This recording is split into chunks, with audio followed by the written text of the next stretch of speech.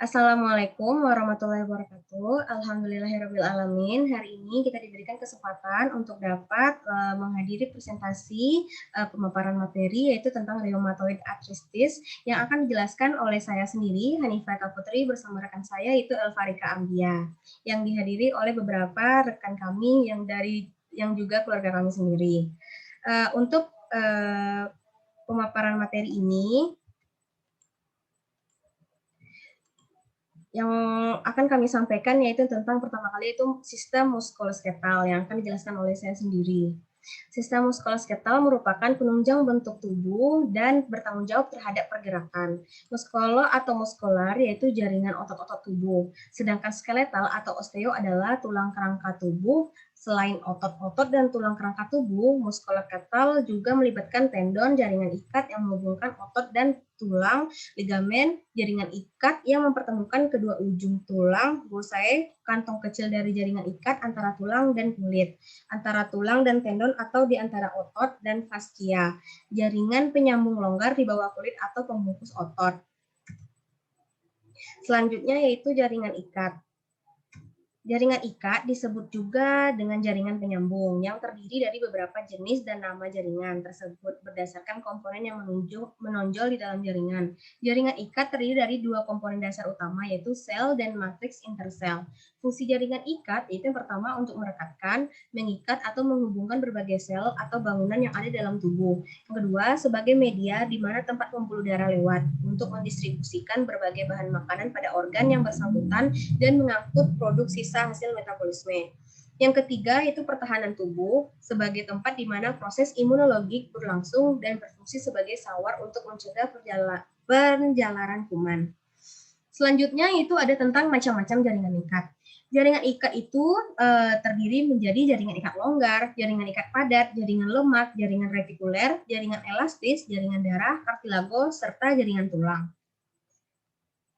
Rheumatoid arthritis itu pertama kali penyakitnya yaitu adalah musculoskeletal disorders. Musculoskeletal disorders atau kelainan muskuloskeletal mengacu pada kondisi-kondisi yang melibatkan saraf, tendon, ligamen, otot, dan struktur pendukung tubuh lainnya. Dapat dikatakan adanya kelainan karena terdapatnya perbedaan antara keadaan struktur penyangga tubuh tersebut dengan keadaan normal. Salah satu gangguan akibat adanya kelainan muskuloskeletal khususnya terjadi pada jaringan ikat antara lain yaitu rheumatoid arthritis atau biasa disebut dengan reumatik. Yang kedua itu adalah konsep rheumatoid arthritis.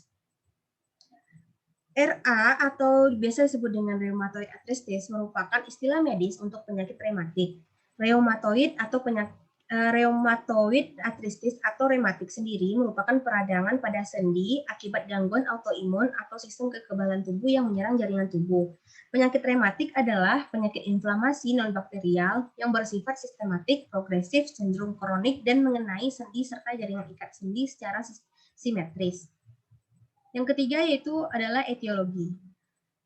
Banyak faktor dari penyebab penyakit reumatik sendiri. Yang pertama yaitu adalah faktor genetik, yang kedua reaksi inflamasi pada sendi dan selubung tendon, yang ketiga faktor reumatoid, yang keempat sinovsitis kronik dan destruksi sendi, yang kelima itu gender, yang keenam infeksi berupa bakteri, mikroplasma atau virus, yang ketujuh gaya hidup yang berarti pola makan yang tidak sehat dan kurangnya aktivitas fisik, yang kedelapan yaitu kebiasaan buruk tertentu misalnya seperti merokok dan mengkonsumsi alkohol.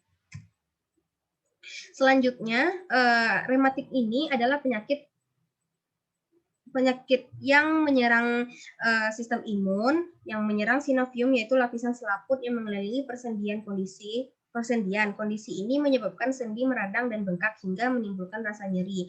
Bisa dilihat pada gambar di samping ini yang menunjukkan bahwa adanya kelainan pada sendi di sebelah kanan. Untuk materi patofisiologi selanjutnya akan dijelaskan oleh rekan saya yaitu Elfarika. Kepada Ika dipersilahkan. Baik, terima kasih kepada Hanifah. Saya lanjutkan materi berikutnya yaitu patofisiologi.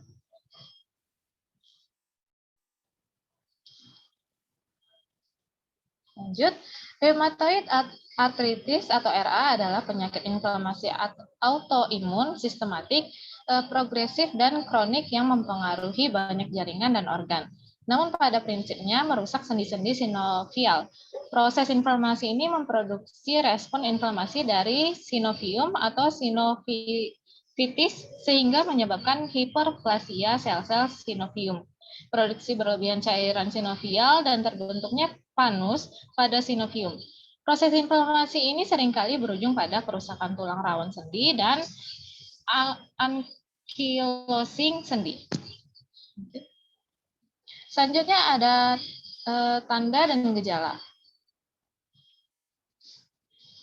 Nah, menurut Bantuan 1998 dalam Dr. Setiawan dari Marta, bahwa tanda dan gejala rheumatoid arthritis adalah nyeri pada sendi, kaku pada pagi hari, kedudukan sendi tidak stabil, dan permukaannya tidak rata. Sendi tidak dapat bergerak, nodo rheumatoid atau benjolan kecil, serta bercak merah di kulit. Seperti gambar berikut.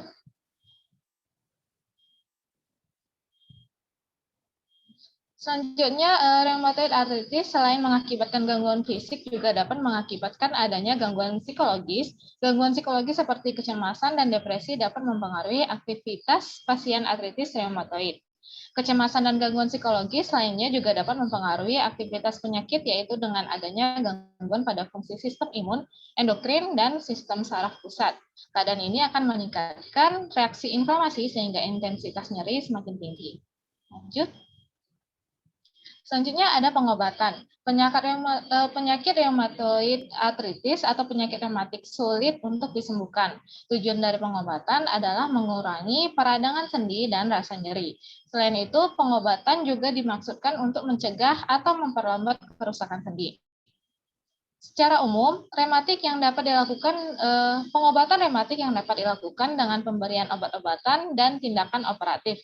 Apabila terjadi gangguan gerakan sendi, dapat juga dilakukan terapi fisik, yaitu berupa fisioterapi, terapi okupasi, dan podiatri.